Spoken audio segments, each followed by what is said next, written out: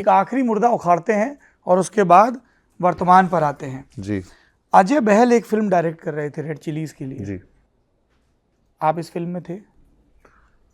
जी मैं उस फिल्म में था और हूँ भी।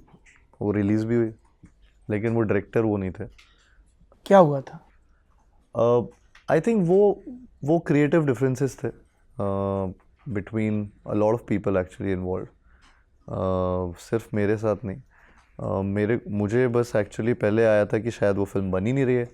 फिर बाद में आया क्योंकि मुझे वो स्क्रिप्ट पसंद थी, तो वो पिक्चर के आई थिंक तब डायरेक्टर भी चेंज हुए क्योंकि डेट्स भी मैच नहीं हो रही थी, बहुत सारी चीज़ें थी। उसका किसी से लेना देना एक्चुअली नहीं था, उसका एक्चुअली में क्रिएटिव डिफरेंसेस थे सबके, या डेट्स का भी था। फ्रेडी वो फिल्म थी।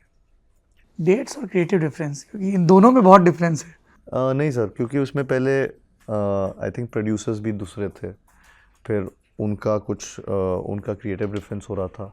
डायरेक्टर जो थे उनकी डेट मैच नहीं कर रही थी, तो धीरे धीरे वो टाइम बीतता गया। और ये बहुत कोविड के बीच का टाइम था जिस टाइम पे ये सारी चीज़ें चल रही थी, तो बहुत सारे बैकलॉग्स आ रहे थे फिल्मों के, और बहुत सारा टाइमलाइन सबका चेंज हो रहा था बिकॉज किसी को पता नहीं था आगे क्या होने वाला है, कब खुलने वाला है।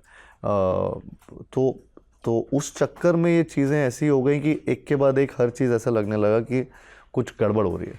तो शायद से वो वन ऑफ दोज थिंग्स था उसमें।